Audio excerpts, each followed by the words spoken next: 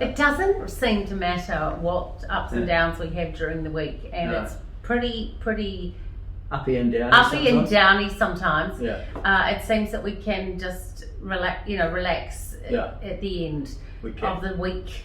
Not that our week ever ends, because our weekends go up again. But we seem to be able to, and I'm really pleased with that. So am I. I'm also pleased with part 1 of the appraisal that we did in the last video. Okay. So what we discussed last time is how we look at the comparable properties. So what attributes we're looking for. That's right. And how we choose those. We choose a lot at first, and then we try and narrow them down. But once we've got all those, how do we actually work out the final amount? We use a few methods. The first one we do is we do have a look at the CV, because if all the properties are in a similar area, even in one case that I'm doing today, the same street, then the CVs will have a certain accuracy across all those properties, especially if they're newer properties. So we have a look at that, and we have a look at the average price above CV that the properties have attained. So we have a look on each one. So each one could be a 30% or a 40%, or as of today, one sold over COVID for 5%. So we take the CV and we find out the median price to CV difference. So it could be a positive number, it could be a negative number. And then we add that percentage to the CV. So it could be plus 10%, it could be plus 20, it could be even minus 5%. And we get a figure. Then we have a look at the property and the attributes of the other property. So were they renovated? Were they renovated? Were the cladding worse or better? Was it freestanding? What was the street? What was the street? The busyness or... slope of the land. Correct. All kinds of things. The unitary plan, when you've got a development site, all those things are looked at. And that can influence the value up or down from where we attained it mathematically. So once we do that, we link these statements, we link the properties together and come up with a final amount. We're really lucky in Team Everett to have your skill in and around that modelling and mathematical analysis of the properties that we're looking at. Well, I enjoy it. That's a huge bonus for you as the homeowner.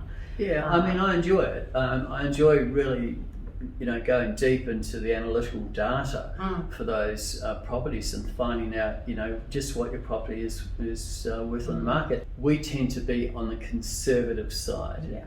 So we might say a property is worth $1.5 million. Another agent or agency might come along and say it's worth $2 million. Well, that's fine if you think it is worth that, and we don't. We'd rather that you go with that agent and see if they can get that price. That's it's such a big step to list and sell your property, and we just want the process to be accurate and fair for all parties. There's an old thing of agents buying a listing where they come in, they appraise everything very high to get your listing. I don't believe in that. I don't think it's terribly honest, and I don't think it's ethical.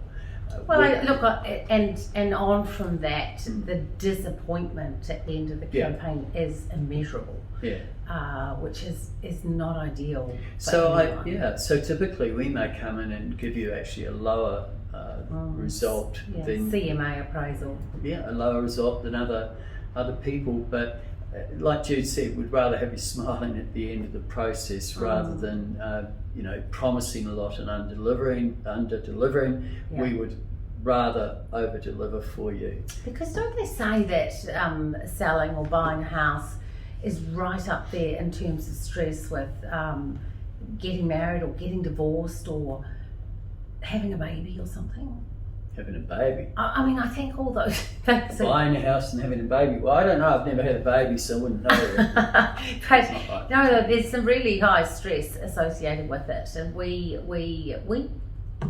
think you should work with us because we are absolutely talented at providing those avenues to calm situations, to find solutions to problems, and the team of 4. We're a pretty good looking bunch too. I mean, look at this. Well, here's Olivia and I, for example, out and about today actually, spreading the news. Spreading the news in St John's Park. In the heat. In the heat. But look, I would love for any of the viewers who have somebody who's thinking about coming to market, who could just ring us and say, I would love to know the approximate value of my home. We called it a house warrant of fitness. That's right, every 6 months. Every 6 months, and that's a great way for you to, instead of you trying to research what things sold for, because the sign goes up, the sign goes down, it has a sold on it, who do you call? Not Ghostbusters. Everett Busters. But people can call us and say, what did that house sell for? What do you think my house is worth? I've got customers who I've been talking with for 4 or 5 years, who are not ready yet, but gee, I love talking to them every year and doing an updated appraisal for them. You like talking. Pete. Yeah. I like think talking too. You love talking. Yeah.